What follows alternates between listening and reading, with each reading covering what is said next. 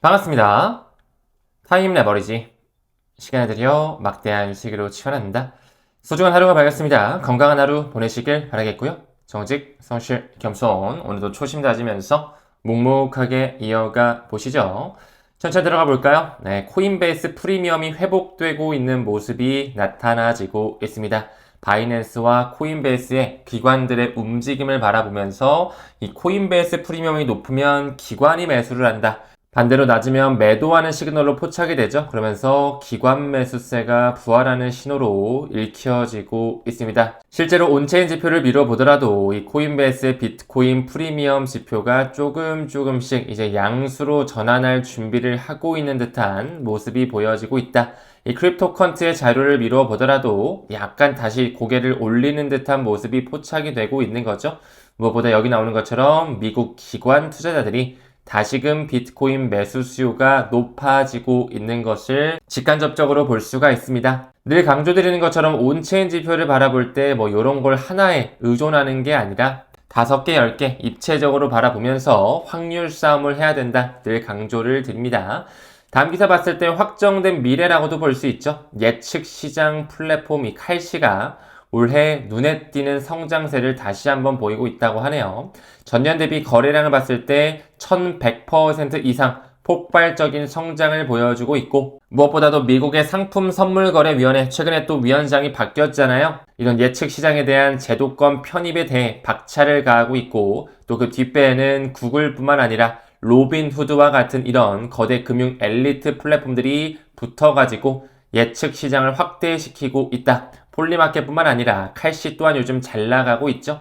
이 폴리마켓 같은 경우도 작년 하반기를 기준으로 해서 기업 가치 150억 달러를 전망하고 있고 꾸준히 투자를 유치하고 있었다. 참고로 말씀드릴 수 있고, 무엇보다 이 폴리마켓의 폴리는 이더리움 레이어 2인 폴리곤에서 시작이 됐다라고 말씀을 드렸습니다. 물론 중장기적 로드맵 상에는 이더리움의 레이어 2 폴리 쪽으로 이제 옮겨가는 곳에 있지만, 지금 현재는 여기 보이는 것처럼 폴리곤 에코시스템 네트워크 위에서 돌아가는 D앱으로서 작동하고 있다. 이제 5월 15일 정도면 케빈 워시냐 케빈 해시시냐, 제롬 파월 연준 의장의 임기도 끝나게 되죠. 일단은 지속적으로 케빈 워시 해셋 왔다 갔다 엎치락 뒤치락 하면서 둘 중에 한 명이 될 것 같습니다. 3위권에는 크리스토퍼 월러 이사도 눈에 보이고 있는데요. 아무래도 케빈 워시나 해셋 둘 중에 한 명이 되지 않을까 생각이 됩니다. 이것 또한 언제쯤 언론 플레이가 나와서 가격적인 부분에 반영이 되는지 묵묵하게 지켜보시죠. 방금 언급드린 것처럼 폴리마켓 역시 4개월 만에 거래량이 10배 급등을 하고 있고, 그 뒷배 구글이다 로빈후드다도 말씀드렸지만 그 뉴욕 증권거래소 NYSE를 품고 있는 인터컨티넨탈 익스체인지, 그들 또한 이 예측 시장 플랫폼에 자금을 쏘고 있다라는 거. 앞으로 더더욱 이런 온체인 플랫폼 역시 제도권에 편입이 되고 스테이블 코인, 블록체인이 활용되면서 점점 캐파 자체는 늘어날 것으로 보여지고 있고요. 이 IC에서 품고 있는 BAKKT 기억하시죠?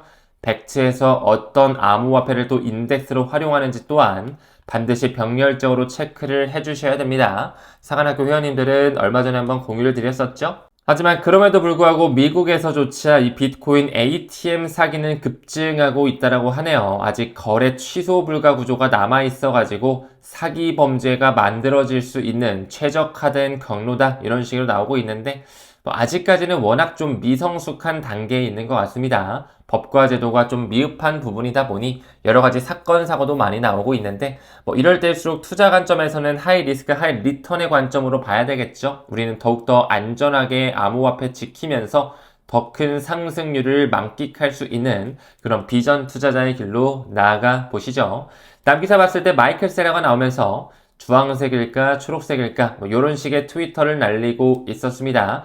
비트코인의 추가 매수를 암시하면서도 이제 곧 있으면 MSCI 지표에서 퇴출될 것이냐 말 것이냐, 그 부분에 대한 최종 분류 편입 구조가 발표되게 되죠. 그 날짜는 1월 중순, 이제 얼마 안 남았습니다. 1월 15일 날 모건 스탠리 캐피탈 인터내셔널 이 MSCI 지표에 이 DAT 기업, 암호화폐를 50% 이상 가지고 있는 기업들을 넣을 거냐 말 거냐, 그 부분에 대한 여부가 발표가 되게 된다라는 거. 무엇보다 중요한 건 이 MSCI가 기준을 확정하게 되면 그 밑에 뭐 나스닥 100이라든지 MSCI 월드 지표 이런 부수적인 지표들에게도 영향을 주기 때문에 1월 15일 하나의 타임라인으로 지켜보자. 혹시라도 편입지수에서 제외가 된다 한들 일시적인 변동성이 나올 수가 있겠잖아요. 그런 리스크한 부분도 염두하면서 그냥 중장기적으로 홀딩하는 전략 저는 이어갈 생각입니다. 현재 스트레티지는 67만 개가 넘는 비트코인 가지고 있고요.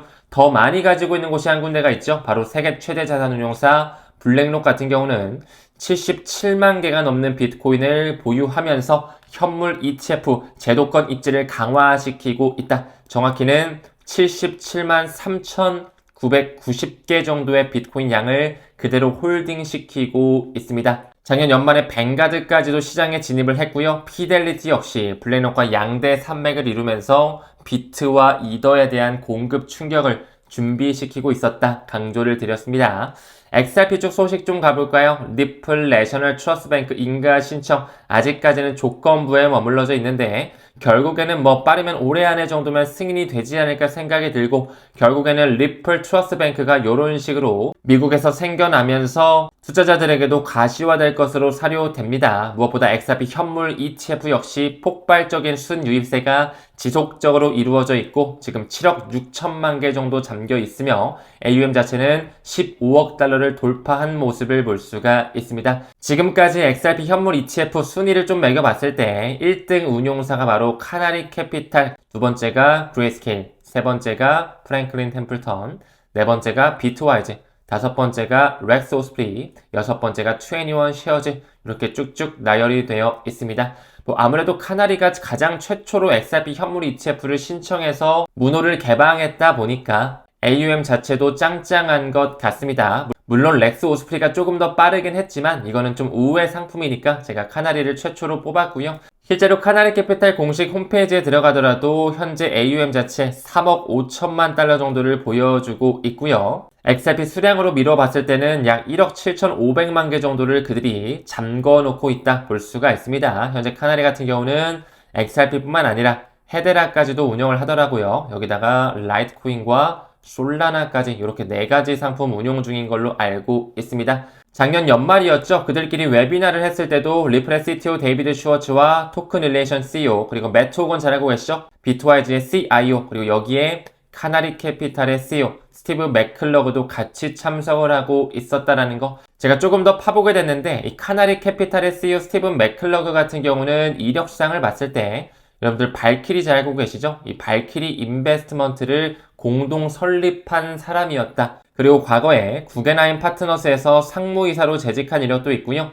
갤럭시에서 상무이사로도 있었던 이력. 사실상 그들과 궤를 같이 하는 인물로도 보여지고 있습니다. 제가 이제 다음 달 2월 7일 정도에 서울에서 타임레버리지 제10차 컨퍼런스를 준비시키고 있는데 이번에 연사진으로 카나리 캐피탈의 CEO 이 스티븐 맥클러그 이분께서 참석을 해주기로 했습니다. 제가 방금 구겐하임 파트너스 얘기 드렸잖아요. 이 구겐하임 같은 경우는 또 리플과도 파트너십을 맺고 있거든요. 구겐하임, 리플과 협력해서 리플 원장의 디지털 어음 토크나 DCP라고 하죠. 디지털 커머셜 페이퍼를 이미 발행한 이력까지도 있는데 뭔가 이 스티븐 맥클러그가 어느 정도의 연결고리 역할을 하지 않았을까 이런 개인적인 추측도 할 수가 있었습니다. 물론 리플의 공식 보도자료에도 구겐하임 재무 서비스에서 이 제코노미 플랫폼을 활용해서 리플 원장 위에 디지털 기업 어음을 발행했다 확인이 되고 작년 한 중반부 정도에 나왔던 그런 기사입니다. 무엇보다 이 구겐하임과의 파트너십에서 RLUSD로도 투자 가능한 미국 국채를 전량 담보하는 메커니즘을 체결하고 있었다. 점점 더 리플 원장이 활용되는 모습이 나와지고 있고 또 최근에 RLUSD 같은 경우는 주조량이 급격하게 증가되면서 13억 달러를 돌파시키고 있습니다. 물론 이더리움 메인넷에 조금 더 많이 올라가 있어요. 지금 현재 13억 달러 중에 대략 3억 달러 정도는 리플 원장에 올라가 있고 나머지 약 10억 달러 정도는 이더 스캔에서 확인이 되죠. 이더리움 메인에서 아직까지는 좀 월등히 많이 올라가져 있다. 지금 현재는 이 RWA 쪽도 워낙 초기 시장이라서 결제단 가기 전에 스마트 컨트랙 쪽에 먼저 감싸지는 그런 플랫폼 영역에서 활발하게 이루어지고 있죠.